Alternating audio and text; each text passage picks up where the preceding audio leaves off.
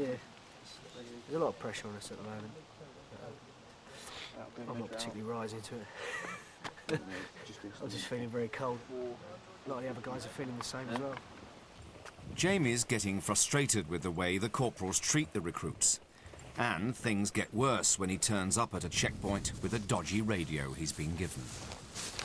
0, this is 6, radio check, over. Nah, kaputten. What radio have you got? 349 of it? 350, Corporal. 350 of it? We had a lot of problems with the batteries before we left, Corporal. Sergeant Thompson said there was something wrong, some interference as well. Yeah, interference because you were so close to the other radio. However, you don't go out if your batteries are dead, do you? Having got the radio to work, the corporal tells Jamie to check in with Sergeant Thompson at the base, even though the radios are for emergency use only. Roger, out. See? The corporal back there is telling us to use the radio. Sergeant Thompson just told me this is for emergencies only. And they talk to you like you're a piece of shit on their shoe, like the corporals, and yet you're just following instructions. I just think they're pricks when they behave like that. They behave like kids sometimes, corporals. Sometimes I just shake my head and think, Jesus Christ. They're going on about going to war. They can't communicate with one another. Oh, fucking all shattered. The training team think that the troops' standards are slipping, and they decide to come down hard on them at the morning inspection. Ansel! The detail was 8:30! You people never learn! Thompson, arms bent. The new corporal thinks Jamie's got an attitude problem and makes an example of him with half an hour of press-ups while the others are inspected. And stretch. Keep your hands still. What's that? Dirt. Isn't it? Pack it, get on the flank. Keep your head nice to the front, Thompson. Don't fucking look about. Joubert, you show me disdain like that again, Sunshine, I'll give you a day you won't forget. And if you turn up at a commando unit with that attitude, day one, you will get your lights punched out. And that will go on until you adjust that attitude. Get your kit pack, get on the flank. If I speak to you again, you will no longer be with this troop. Do I make myself clear? Yes, move. Seems to me there are a few attitudes developing because you're all getting pissed off and being picked up and being bollocked. Well, you can get as pissed off as you want, men, because at the end of the day, you're here for as long as it takes for you to reach the standard, whether that be 30 weeks or 2 years. We will just stand back and do this to you for as long as you can take it, until you either opt out or get your arse in gear. Move. Stop feeling sorry for yourself and motivate yourselves. If you motivate yourselves early on, it stops early. If you don't, it goes on. On the command go, you'll get on your fronts, you'll leopard crawl to the wall and back to the track. Stand by, go! Like the chief sergeant said last night, do what you're told when you're told. You don't require to think. The idea of leopard crawling is so you can approach the enemy undetected in long grass, or you are low to the ground, making you a harder target. The idea is not to lift your arse in the air, flick your heels up and wave your weapon about. Stop feeling sorry for yourselves. There is about 65 years of experience in the Royal Marines teaching you. But for some reason, you know better after 13 poxy weeks. The training team would much rather go in the field and try and teach you. But if you people can't even dig a hole for your hexy cooker, you can't put all your bungees, lock your arm out, back in the kit, what is the point of us wasting the time? So why don't we just come in the field and thrash the living shit out of you? Get your arms locked out.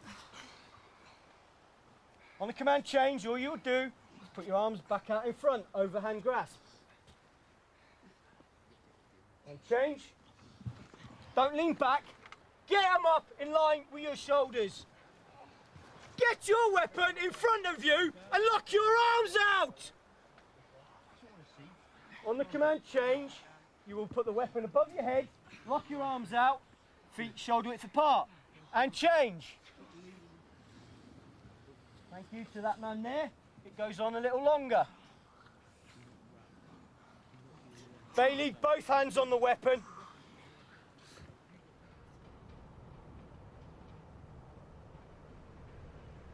I come back from Running Man last night. I was feeling pretty down.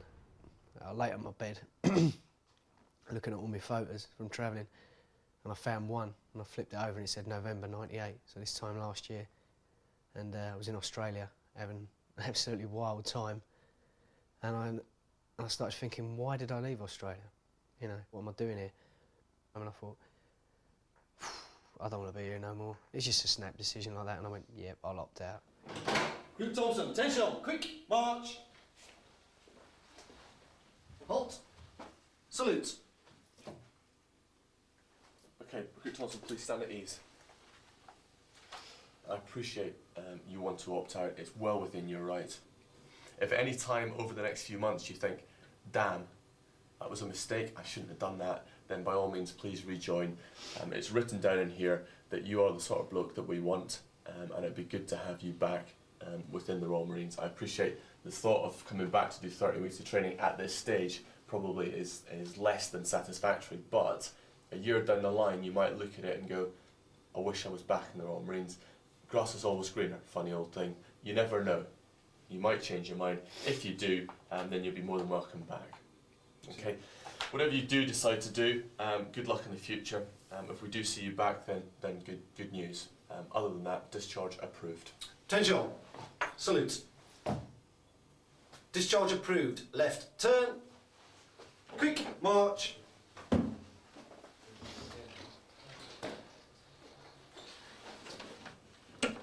Slowly and slowly, this place just whittles you down, so chips away at the old stone.